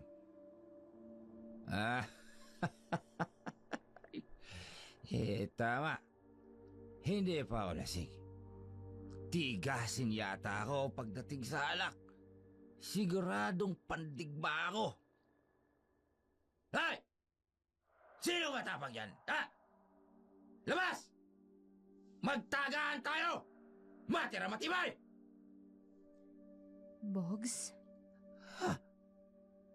Teka, may tumatawag sa akin. Hoy! Kilala kita! Oh, si Miss Universe Ygritte. Ang maganda naming kapitbahay. Bakit ka nasa labas, ha? Hindi ka na yata makatayo. Gusto mo tulungan na kita? Tutulungan mo ako? Ha? Ako? Hindi ka takot sa akin?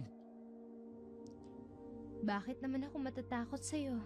Halika, tutulungan na kita. Sige. Gusto ko yan. Libreng chancing na rin. Hawakan mo ako, Miss Beautiful. Grabe. Ang ganda-ganda mo talaga. Sobrang bango mo. Hindi makapaniwala si Bogs nang makita sa harap niya ang napakagandang kapitbahay na matagal na niyang pinagpapantasyahan. Si Ygritte. Hindi niya alam kung saan siya nito dadalhin hanggang sa mapagtanto niyang tinatahak nila ang daan patungo sa isang abandonadong kubo, ang parehong lugar kung saan niya minsang pinagsamantalahan ang estudyanteng si Darlene. Ang hindi niya maunawaan kung paano nalaman ni Ygritte ang tungkol sa lugar na yon. Pagkapasok nila sa kubo, bigla siyang sumugod kay Ygritte. Tinangkang muli ang isang kasamaan. Ngunit dahil sa matinding kalasingan, natumba lamang siya sa sahig. Doon niya naramdaman ang kakaibang pakiramdam nang hawakan ni Ygritte ang kanyang mukha. Ang kuko mo! Hindi! Ikaw ang aswang! Ako nga, Bogs. At narito ako upang maningil sa kahayupang ginawa mo sa kapatid ko. At hindi lang yun. Itong lugar na ito, naaalala mo ba ito, Bogs? Hindi ba may ginahasa at pinatay ka rin dito? Hayop ka! Halimaw ka! Ako? Halimaw?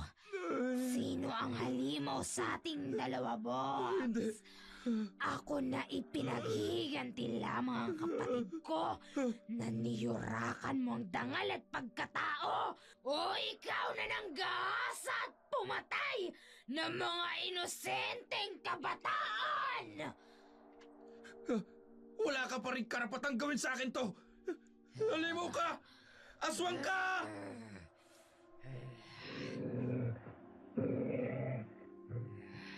Nasa akin ang lahat ng karapatan, Box! Ang mga katulad mong manyakis ay hindi dapat binibigyan ng karapatan sa mundong ito. Isa kang salot na dapat mawala sa lipunan. Banta ka sa mga katulad naming mga babaeng gusto lamang mamuhay ng tahimik at malaya. Hindi. Unti-unting nagbabago ang anyo mo. Nagiging kang isang nakatatakot na halimaw. Hindi! Tatakbo ko. Hindi ako magpapalapa sa isang katulad mo, halimaw. Sa akin, Box. Magbabayad ka sa ginawa mo sa kapatid ko! Ulol! Anong magbabayad? Yun ay kung mahuhuli mo ako. Bibilisan ko pa ang pagtakbo ko. Saan ka pupuntang lapastangan ka? Pinapit niya ako gamit ang matatalas niyang kuko. Bumabaw na to sa aking kalamnan! Sinabi ko naman sa'yo, hindi ka makakatakas sa akin! Hindi na kita hayaang takasan ng lahat ng kasalanan mong hayop ka! Bitiwan mo ko! Ang sakit ng mga kuko mo! Nakabaon sa laman ka! Papatayin kita, Box! Pahihirapan muna kita bago kita tuluyang patayin!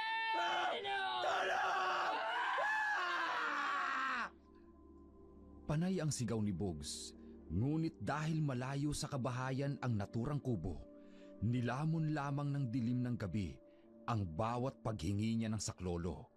Doon niya tuluyang naramdaman ang hirap at takot na pinagdaanan ng estudyanteng si Darlene sa parehong lugar.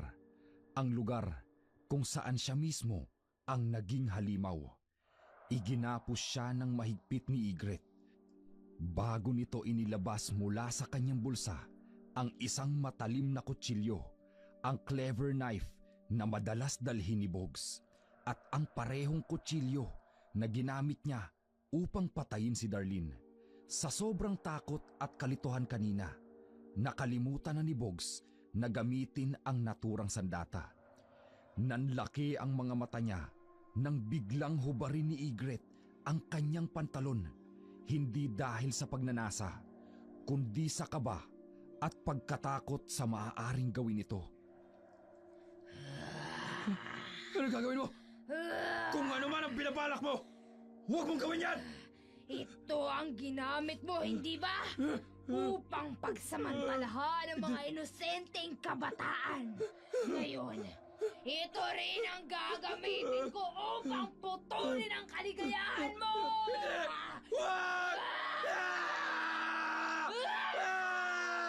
Hindi! Ang kaligayahan ko! Pinatol mo! Halimaw kang aswang ka! Ganito ang ginawa mo sa estudyanteng yung hindi ba? Ilaksak mo ako sa tiyan! Ito pa! Tama na!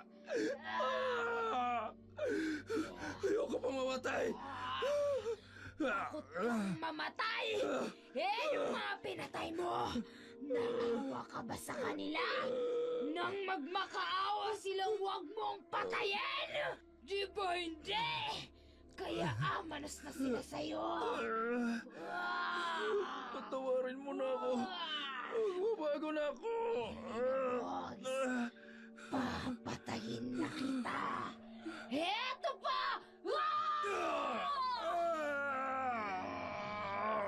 At para sa finishing touch, Nakita mo ba ito? Itong batong to! Ihahampas ko rin ito sa ulo mo! Kagaya nito! Mamatay ka, Bogs! Sa sobrang galit ni Ygritte, hindi niya hinayaang may matirang buhay sa manyakis nilang kapitbahay na si Bogs. Puno ng saksak ang katawan nito, katulad ng ginawa niya sa estudyanteng pinatay niya. Wasak rin ang bao ng ulo ni Bogs. Samantala, sa ospital, laking tuwa ni Candido nang magkamalay ang asawang si Asuncion. Bagaman nang hihina pa at kailangan pang obserbahan ng mga doktor. Pinilit ni Asuncion na ikwento sa kanyang asawa ang buong pangyayari noong araw na siya ay inatake sa puso. Hindi naman makapaniwala si Candido sa kanyang mga natuklasan. Diyos ko, kailangan maisuplong natin sa mga pulis si Bogs. Kawawa naman si Zaya. Kauuwi niya rin lang galing dito sa ospital noong nakaraang linggo. Oo, Candido. Kailangang matigil lang kasamaan ni Bogs. May duda nga rin ako na baka siya rin ang pumatay sa anak ni Merced na si Darlene. Hindi ko alam kung saan tayo nagkulang sa apo natin, Asuncion. Ginabayan naman natin siya. Pero napariwala pa rin siya. Hindi na natin kasalanan yun, Candido. Dahil alam naman natin at alam ng Diyos na hindi natin siya kinukonsinte, lalo na sa mga maling gawain niya. Uuwi muna ako sa bahay. Kailangan masiguro kung nasa bahay si Bogs bago ko siya isuplong para mahuli siya kaagad. Sige, balitaan mo ako kaagad, Candido. Oo, Asuncion. Babalik din ako agad kapag napahuli ko na si Bogs. Umalis si Candido sa ospital at umuwi sa kanilang bahay. Ngunit ganoon na lamang ang kanyang pagtataka nang makitang maraming tao ang nagkukumpulan sa harap ng kanilang tahanan. Pagkababa niya ng tricycle, agad siyang sinalubong ng kanilang kapitan at sinabing sumunod siya rito. Bagaman nagtataka at kinakabahan, kaagad siyang sumunod. Dinala siya ng kapitan sa isang abandonadong kubo, ang parehong lugar kung saan dati nilang natagpuan ang anak ni Merced. May mga pulis na rin doon at pagpasok niya sa crime scene, gumuho ang kanyang mundo. Doon niya nakita ang wala ng buhay na katawan ng kanyang apo. Tadtad ito ng saksak at wasak ang bao ng ulo ni Bogs. Mayroon ding mga marka ng matatalas na kuko sa leeg nito. Sa may bandang tiyan, may nakapaskil na karatula na may nakasulat, "Manyakis at rapist ako. Pinatay ko si Darlene at ginahasa ko si Zaya." Mayroon pang ibang pangalan na nakasulat doon. Lahat ay isinulat gamit ang dugo. Napaluhod si Candido sa lupa. Hindi dahil sa takot, kundi dahil sa matinding awa sa apo at labis na panlulumo. Alam niyang may mabigat na kasalanan ang kanyang apo. At sa wakas, ito ang naging kabayaran. Ay, kawawa naman si Mang Candido! Ay naku, kawawa naman. Ang bait pa naman nila dyan sa apo nila. Ay, oo nga. Ewan ko kung saan nagmana yung si Bogs. Ay, dapat lang yan sa kanya yan. Manyakis eh. Apo, hindi ko man kayang tingnan ka sa ganitong kalagayan. Masakit ito para sa akin. Pero alam ko, mas masakit ang ginawa mo sa mga taong nagawan mo ng kasalanan. Kung nakinig ka lamang sana sa amin ang Lola Asuncion mo, hindi mo sana daranasin ito.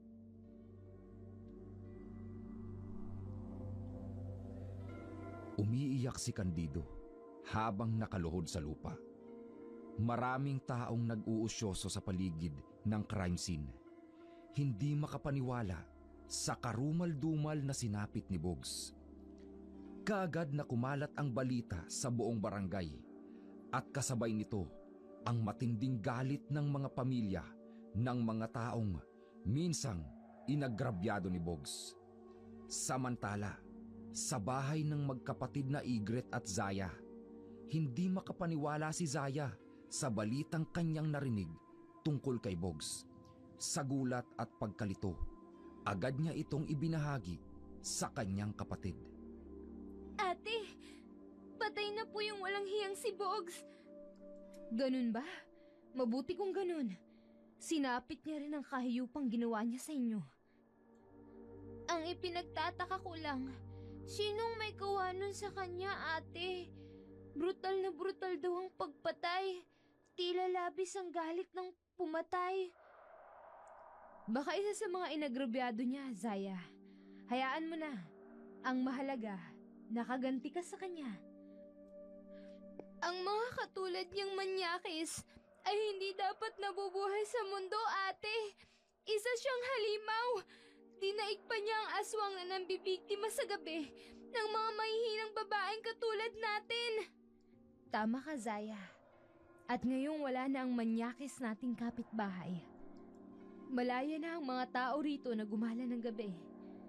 Kapag mayroon pa ring lumitaw ng panibagong manyakis, tiyak kung alam na nila kung anong dapat gawin. Mag-ayos ka na, Zaya. Dahil aalis na tayo patungong Norway. Uuwi na lang ulit ako dito kapag mayroon ng buyer itong bahay natin. Opo, ate. Gustong-gusto ko na rin makaalis dito. Gusto ko nang kalimutan ang trahedyang nangyari sa akin. Pagkarating natin ng Norway, mag-counseling ka, Zaya. Salamat po, ate. Sabi ko naman sa'yo, hindi na kita pababayaan pa.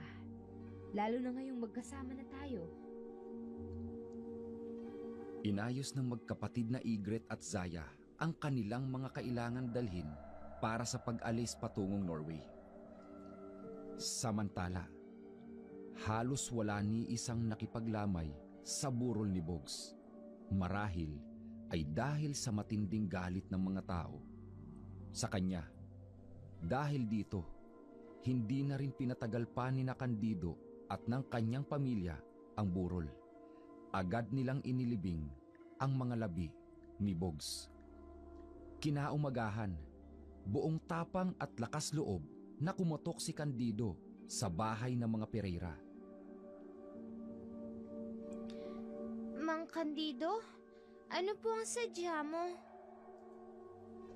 Zaya, alam kong hindi dapat ako ang gumagawa nito. Pero Tungkol po ba ito sa ginawa sa akin ng manyakis mong apo? Zaya, ako nang humihingi ng dispensa sa lahat ng kahiyupang ginawa niya sa iyo. Alam kong walang katumbas na sakit ang dinanas mo sa mga kamay niya. Impyerno po ang dinanas ko sa mga kamay niya. Pero tama po kayo. Hindi kayo dapat ang humingi ng tawad sa akin at magbayad sa kasalanan ng manyakis niyong apo. Pero wag po kayong mag-alala. Hindi po ako galit sa inyo ni Aling Asunsyon. Hindi po kayo ang may kasalanan sa akin, kundi ang hayop niyo pong apo. Alam ng ating Panginoon, Zaya, na kung nalaman ko lang kaagad ang mga kahayupang ginawa niya, ako mismo ang magpapadampot sa kanya sa mga pulis. Si Asunsyon nang nakatuklas ng lihim niya, dahilan ng muntikang pagkamatay niya. Ano ho? Hindi makapaniwala si Zaya sa mga sinabi ni Mang Candido, maging si Igret. Natahimik na lamang na nakikinig sa usapan ng dalawa. Ay hindi rin makapaniwala sa kabuktutan ni Bogs, lalo na sa kabila ng kabutihan ng lolo at lola nito. Ilang araw ang lumipas. Lumipad na patungong Norway ang magkapatid na Ygritte at Zaya. Hindi ipinagtapat ni Ygritte sa kanyang kapatid ang buong katotohanan sa likod ng pagkamatay ni Boggs. Wala ring kaalam-alam si Zaya na ang sariling kapatid ay isa ng aswang. Si Ygritte ang sumalo ng mutya ng pagiging aswang mula sa kanilang lola bago ito pumanaw. Ayaw na ni Ygritte na madagdagan pa ang trauma at alalahanin ng kanyang kapatid. Sa ngayon, naninirahan na sa ibang bansa ang magkapatid. Nasa France si Zaya at doon nakabase, habang si Ygritte naman ay palipat-lipat ng bansa dahil sa kanyang trabaho. Hanggang dito na lamang ang aking sulat, Dark Shadow. Nagmamahal, Ygritte, Ygritte, Ygritte, Ygritte, Ygritte, Ygritte.